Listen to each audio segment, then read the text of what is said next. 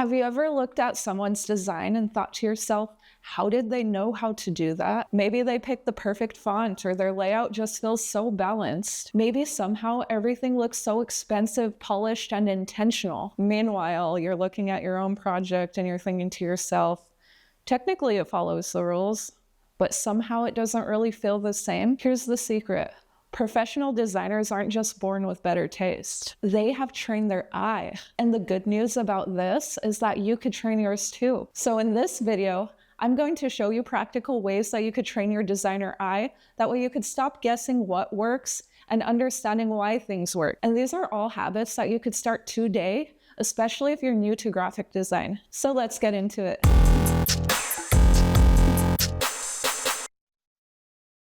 People like to throw this phrase around like it's some magical gift. Oh, they just have a good eye. But the designer eye, it isn't magic. We are simply noticing details that most people overlook. When a beginner looks at a poster, they might notice the colors. But a designer, we notice the spacing, the hierarchy, the alignment, the consistency, the rhythm, the balance, the relationship between every single element on the page. It's almost like learning another language. At first, everything looks the same, but then your brain starts noticing these patterns automatically. And that is exactly what we're trying to build.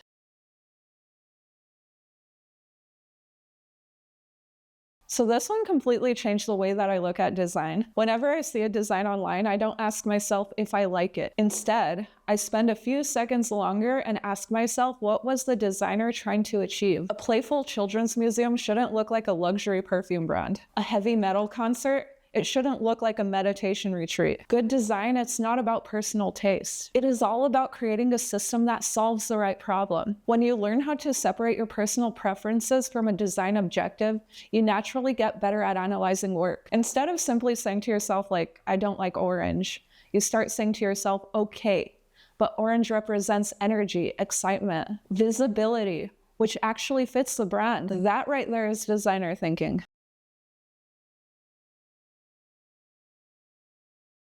Okay, think about people as a society. We consume thousands of images every day. Instagram, Pinterest, advertisements, packaging, websites, video. Our brains have gotten really good at scrolling, and yet not so good at observing. Next time that you see a design that you love, don't just save it and move on. Sit with it for 2 minutes. Seriously, sit there and ask yourself things like, why is this headline so large? What is the designer doing with the empty space? Why did they only use 2 colors? What made them choose to crop the photo like that? What makes it feel expensive? Then you're turning passive inspiration into active learning. And I don't know about for you, but for me, that's where the growth really happened.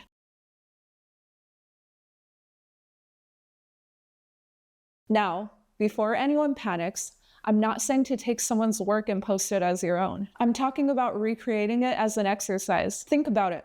Musicians learn by playing other people's songs. And artists, they learn by studying master paintings. Us as designers, we could do the exact same thing. Try rebuilding a magazine cover, a poster, a hero section on a website. Maybe it's a social media graphic. As you recreate it, then you start noticing things that you probably didn't notice before. The spacing, it isn't random.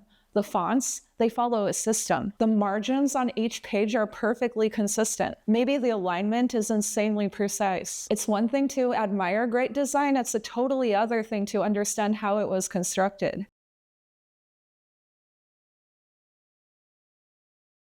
And this is honestly the fastest way to improve. Take 2 restaurant menus, 2 logos, 2 posters. Maybe it's 2 websites.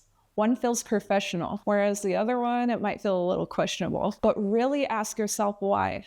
Maybe it has too many fonts. Maybe the spacing is cramped. Or maybe everything is competing for attention. Maybe one is using hierarchy beautifully while the other one keeps the headlines all at the same size. Your brain, it will learn through that comparison. Bad design could teach us just as much as good design can. Maybe even more.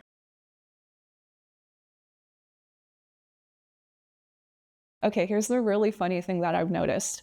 The better that design is, the less people notice it. Think about a really good website. You probably don't remember the buttons. You don't remember the margins or the spacing. You just remember how easy it was to use. Good design often disappears. Start paying attention to the invisible things. Alignment, white space, consistency. Start noticing the grid systems or the padding. Those tiny invisible details, they hardly ever get compliments. But usually that's the very reason that something feels polished.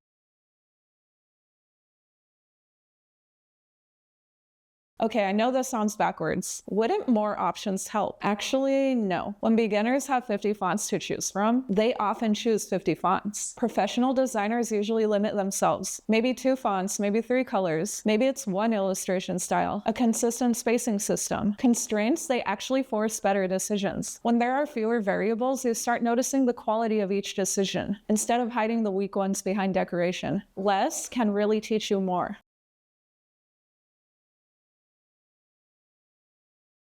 This one surprises people. Your design eye doesn't only grow from looking at design. Look at things like architecture, interior design. I personally love looking at fashion. Maybe it's photography, film, or nature. Watch how the light creates mood in photography. Notice how fashion balances color and texture. Observe how architects guide the eye through a building. Creative disciplines, they borrow from each other all the time. The more visual experience you have, the richer your design vocabulary becomes.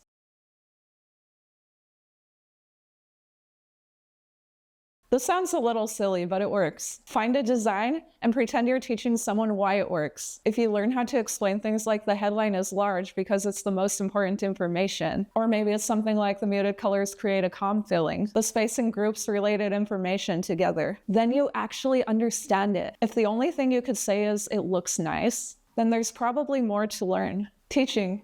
Even if you're only explaining something to yourself, it helps you find the gaps in your own knowledge.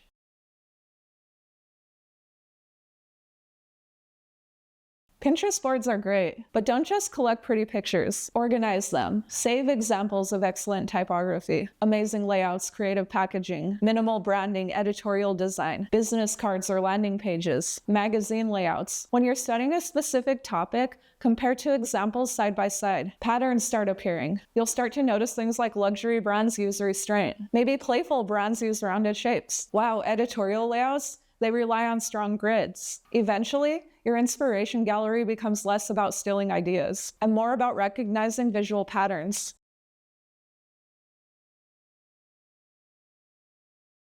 This might be the most important tip of all. Your design eye will develop before your skills catch up. And honestly, that could be frustrating at first. You start to recognize the flaws in your own work. You know when something feels off, but you don't know how to fix it yet. I'm here to tell you right now that's completely normal. That is actually a good sign that you're improving. Taste usually gets ahead before your technical ability, and the only way to close the gap is to keep making things. Every poster, every logo, every social media graphic, every project teaches your eyes something new.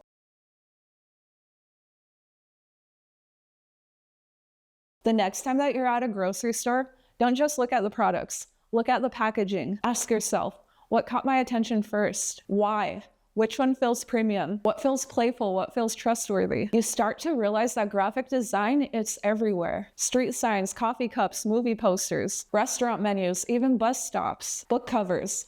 Once you start noticing design, you can't really stop. And honestly, that's my favorite part about becoming a designer. The world is going to start looking different to you.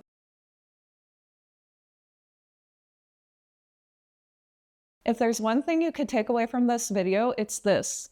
You are not born with a design eye. It is something that you practice. Every single time that you slow down and you analyze the layout, every time you compare 2 posters, every time that you ask yourself why instead of simply liking something, that is the real way that you train your brain to see the world like a designer. And then something really cool happens. That thing that felt impossible at first, it starts to become obvious. You instinctively see when spacing feels off. You'll recognize stronger hierarchy. You will start to notice inconsistent alignment, not because you're naturally talented, but because you started paying attention. So I want you to try at least just one of these tips. Maybe recreate a design. Spend 2 minutes analyzing your favorite poster. Maybe you'll start saving a folder with things that inspire you. These small habits, they add up much faster than you think. And before you know it, you'll look back on your old work and realize something amazing. You didn't just improve on accident.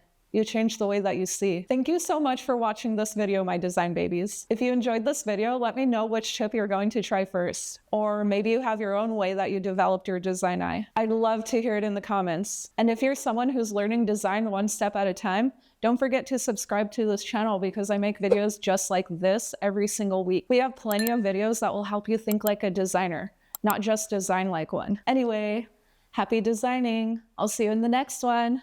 Bye.